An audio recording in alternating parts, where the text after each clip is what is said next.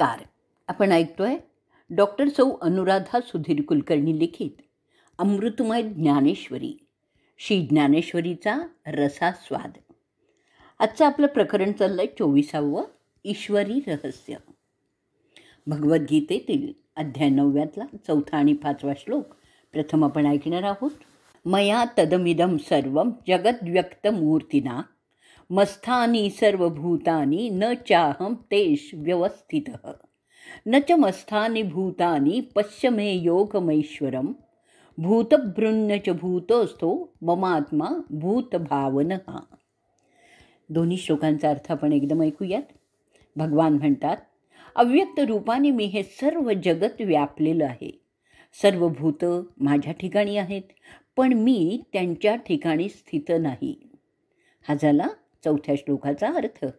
5व्या श्लोकाचा अर्थ असा आहे की जगत कल्पना टाकून पाहू लागलास तर भूतं माझ्या ठिकाणीही नाहीत, असा हा माझा ऐश्वर्य योग आहे.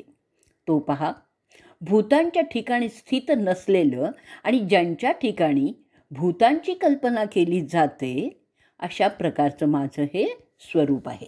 भगवद्गीतेच्या या श्लोकात भगवंतांचा ऐश्वर्ययोग स्पष्ट झालेला आहे. ऐश्वर्ययोग म्हणजेच भगवंतांचं मायेपलीकडील शुद्ध स्वरूप आहे. चराचर विश्वाला प्रसवणाऱ्या प्रकृतीला परमेश्वरी अधिष्ठान आहे. सर्व भूत मात्र परमेश्वरात सामावलेला आहेत, पण तो मात्र भूत मात्रात नाही.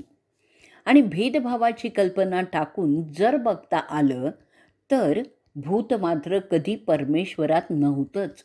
केवळ मायेने त्यांचं अस्तित्व भासत होतं, हे राजगुह्य लक्षात येईल.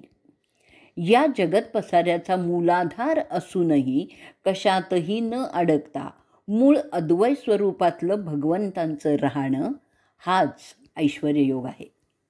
या आध्यात्मिक रहस्याची नीट उकल करण्यासाठी श्री ज्ञानेश्वर प्रथम जगदीशाचा कार्यकारण संबंध दृष्टांतांनी समजवणार आहेत.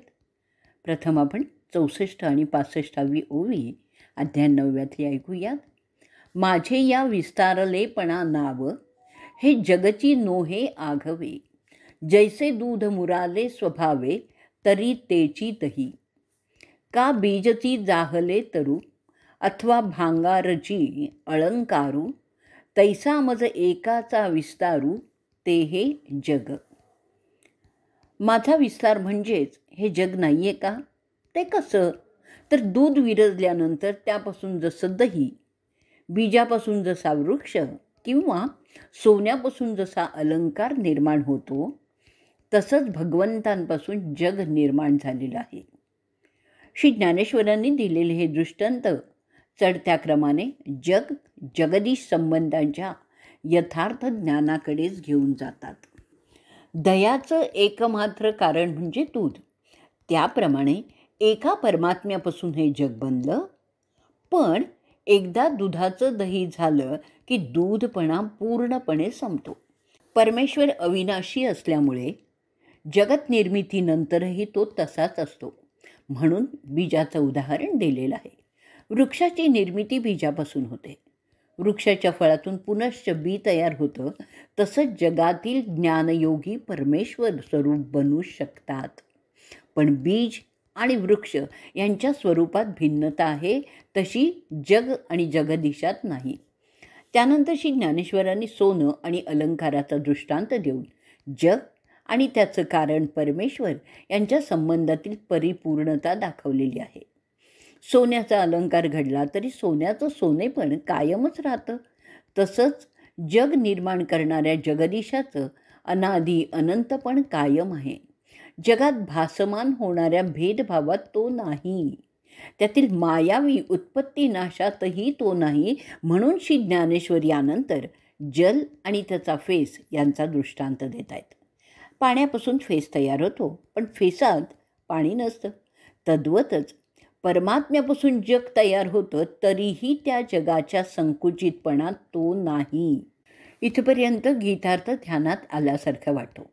पण जेव्हा भगवंत प्रथम मत्थानी सर्व भूतानी असं सांगून नंतर लगेचच नच मत्थानी भूतानी असं म्हणतात ना, तेव्हा चित्त संभ्रमित होतं.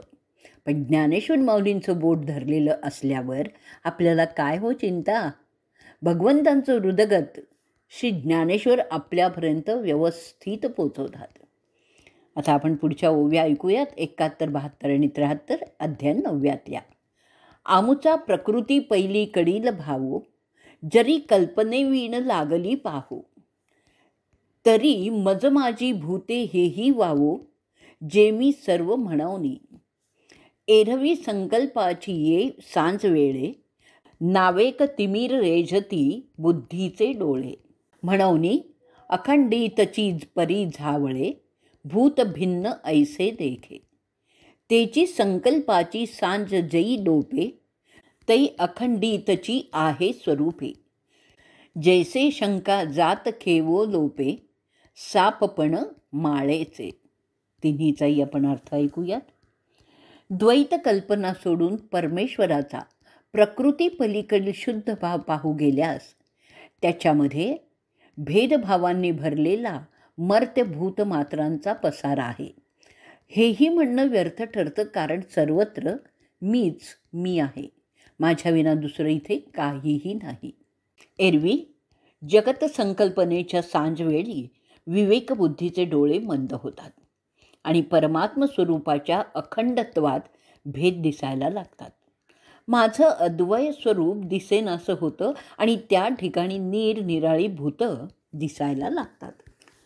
पण ज्यावेळी देहसंकल्पाची संध्याकाळ नाहीशी होते, त्यावेळी मी अखंड अपरिच्छिन्न स्वरूपात आहे हे जाणलं जातं. जसे माळेवरील सापाची कल्पना गेल्या क्षणी माळेचं मूळ स्वरूप दिसायला लागतं. ब्रह्मसत्य जगन्मिथ्या या ज्ञानाची उपासना करणाऱ्या योग्याच्या बाबतीत जगतभासाचा संधिकाल लोपतो आणि एकमेवाद्वितीय असा परमेश्वरी साक्षात्कार होतो. माळेत भासणारा साप कधी नव्हताच, तसंच परमेश्वरात भासणारं जगत कधीही नव्हतंच. परमेश्वराचं स्वरूप शुद्ध स्वरूप, अविकारी, अद्वय असंच आहे. असं असता त्याच्या व्यतिरिक्त दुसरं काहीही निर्माण होणं शक्य नाही.